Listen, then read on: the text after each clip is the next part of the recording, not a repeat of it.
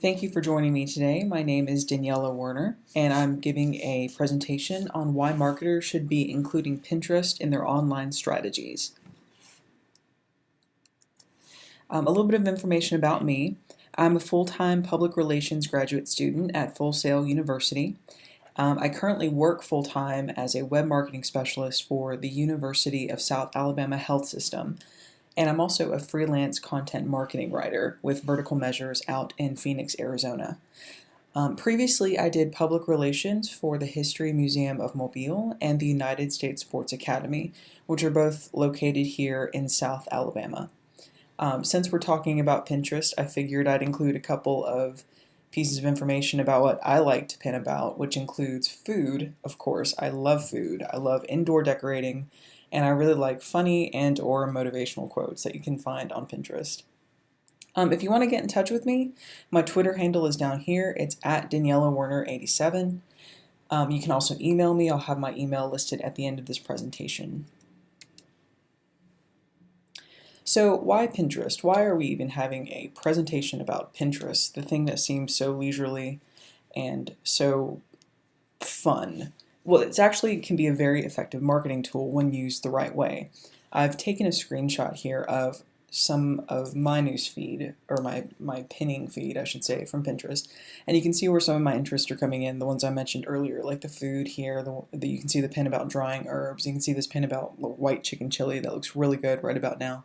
You can also see some pins about this decorating tip, and down here there's another motivational quote, because you can never have too many motivational quotes about working out. You look at it and it seems overwhelming. You see all these pins, all these things to click, but it's actually receiving a lot of engagement lately, and that's a couple of numbers that we're going to be talking about in a moment. By the numbers, Pinterest is really impressive.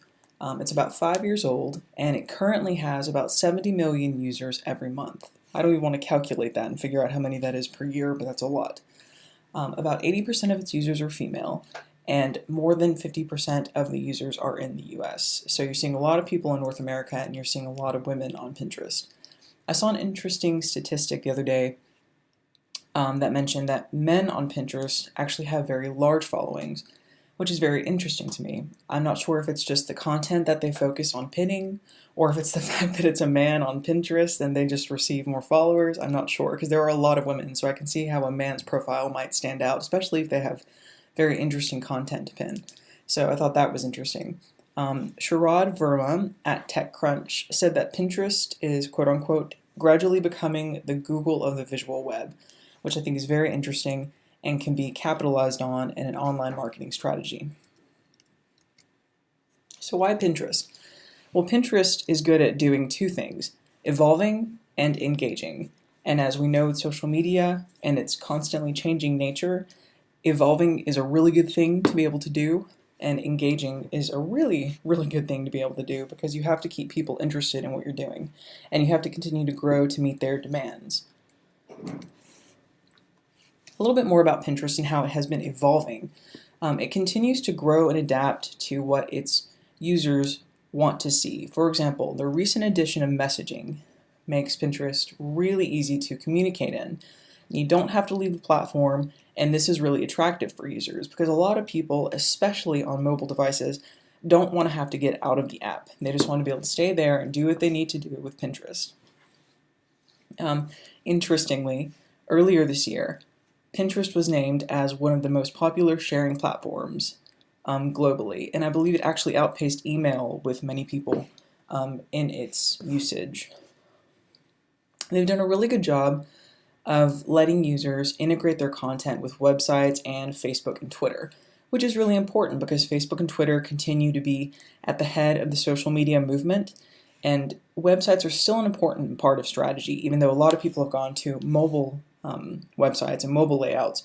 The fact that Pinterest lets you pin your content and then publish it on these platforms is really important, and probably what helps keep them moving forward with all this progress. Pinterest continues to be a huge driver of direct traffic to links of any of a marketer's choosing. It continues to push people toward websites, which is very important. It can be difficult to get traffic to your website unless you're paying Google, to crawl your information and to push you forward with your SEO. But Pinterest actually takes users, and once they click on your pin, if they like it, they're taken to your link, which is normally the website for your product. So it's very effective in driving people to a conversion environment. Pinterest engages its users. As we can see, like we said, 70 million users a month. That is definitely not because Pinterest is a boring platform. Influencers are what makes Pinterest go round, and which is very, I think, interesting because in Facebook, for example, and even Twitter, the content is very issuer driven. The advertisers are what are putting the content out there. People can like or comment, but it's not focused on what people are generating in terms of content that really gets around. You have to pay for your ads, so it's coming from you. As we're on Pinterest, you put your content out there, but then people have to pin it and make it get through their feed and feed it through there so that other pinners can latch on and then continue to publish your material.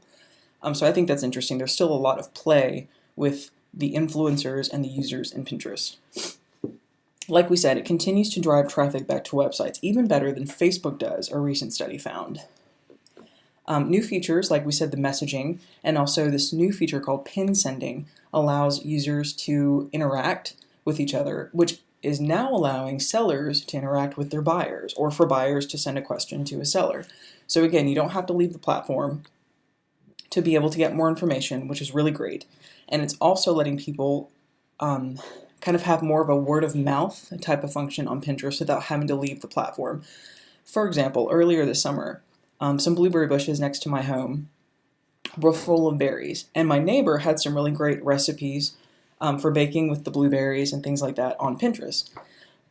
But instead of bulking up her Pinterest feed with all these pins and kind of taking over with all these blueberry recipes, she was able to send them to me directly with this pin sending feature, which is really cool because kind of like on Facebook, you don't want to block up your feed with all these things that you want to share.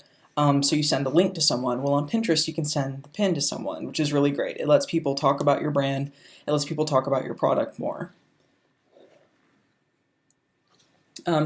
They've rolled out a really great dashboard for analytics, which lets you track the visibility of your pins and their progress. It lets you look at the impressions, the number of times that your pin has appeared in people's feeds. It lets you look at clicks and who's clicking what and what is being clicked. It's also letting you look at the number of repins that your content is getting, which is really great.